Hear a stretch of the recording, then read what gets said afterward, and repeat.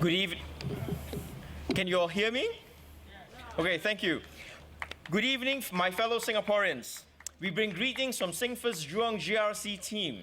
We are making history here today because after more than 20 years, directly on the soil of Tanjung Pagar, we are having our first rally.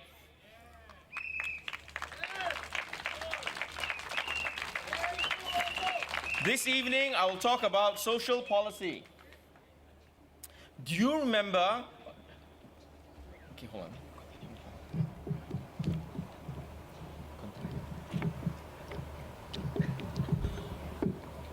Thank you. Thank you. At my last rally, I spoke about a social agreement was made by the PAP and Singaporeans. Do you remember what it is? Anybody? Does anybody recall? Never mind.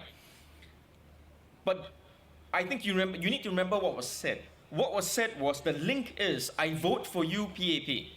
Now you deliver. Once again, let us examine if this is true for every Singaporean during the last 10 years. Let me share some facts about the working poor.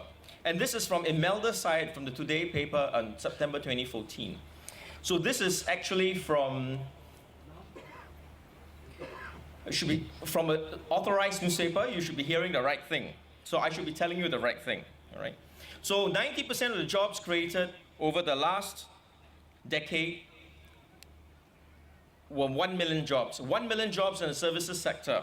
And 90% of the 1 million jobs in the services sector that was created in the last 10 years were from the services sector. People who needed money and want to work can find a job. That's critical. But what is interesting about this fact? Is 85% of these jobs are not paying people enough to support a family. Let me ask you, if you hear these facts, do you think we have a problem? Yes or no? Yes. I can't hear you. We are. Yes. One more time. We are Singaporeans, right? Yes or no? Yes. Thank you. Do you think the PAP hear you? Yes or no? No. Yes, you are right. We do have a real problem on our hands. A large number of households who are working full-time, earning an income, are not making enough to cover their basic household expenditure, especially those in the lower 20%. Do you think the government knows this? Yes or no? No. Actually, yes, they know it. And this is where it's almost criminal. You know it and not doing something about it.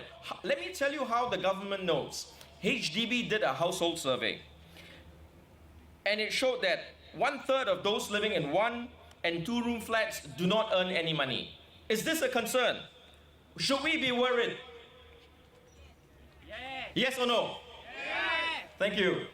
So in 2012, after the last general elections, more than 100,000 Singaporeans earned less than $1,000 a month despite working full-time.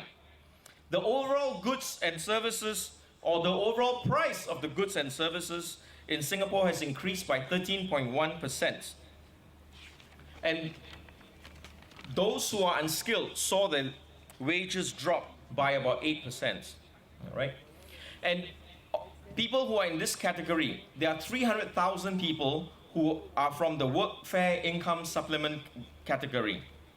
So do you think the government has delivered on its social policy? Yes or no? No.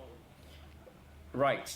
There are certain things you need to understand if you are really, really poor in the bottom 20%. Many of the things that we consider routine, you will find it a real challenge. What are some of the challenges that you will find? Going to work punctually and regularly. Pursuing higher education. This will be out of your dreams. Getting a professional degree. It's also out of your dreams. No need to think about it. Spending money without having to worry about having enough at the end of the month. This is also a concern. And the poor are also unfairly treated, knowingly or unknowingly. Let me give you an example. For example, nowadays you buy a HDB flat. Ministers like to say if you earn $1,000 a month, you can buy a HDB flat. Yes or no? Yes, ministers are saying, if you earn $1,000 a month, we will make it affordable for you to buy a HDB flat. That's true, yeah? Make of plywood.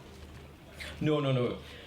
But you must remember, people who are in this category are eligible for the additional CPF housing grants, the special CPF housing grants.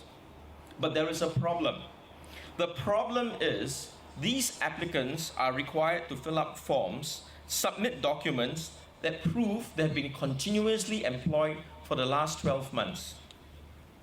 And they need to show all the income earned over the same period, the last 12 months.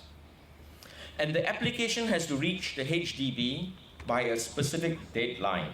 So remember, you are not earning enough to meet your daily expenses or your monthly expenses. Yet you have a deadline to fill up these forms. You need to request these forms and fill up, and then show all your income over the past 12 months to prove that you qualify. All right? And compare that with Mr. Average or Mr. Middle Class, who buys a 5-room, 4-room, DBSS, BTO, what have you not. They also qualify for the CPF housing grants. Guess what? These grants are provided automatically when these families purchase their flats. There's no deadline, there's no need to apply. So, in this process, if you think about it, do you think it's fair? Yes or no? No. Singaporeans, yes or no? No. Thank you. So SingFirst will propose to build the self-esteem of citizens by making social assistance automatic. The government will say, hey, this is too much work to track the people. We say, no problem. You already have the data. And where does the data come from? An individual who automatically qualifies for the workfare income supplement should also automatically qualify for the full range of assistance. And this will include housing, childcare, student care, education, healthcare, and elder care subsidies. All this must be included. All right? And within this group of people, there are already 300,000 low-wage workers. And in order to get the workfare scheme, the WIS, the Workfare Income Supplement Scheme, they need to be gainfully employed. So this will send a signal that work is still the best means of improving your lifestyle. So what we are saying that there should be a single welfare workfare system that lets the government track more meaningful indicators of the well-being for the poor. And both of these require long-term aid as well as the temporary working poor. And the government can control these benefits that reach the intended person. How do you do that?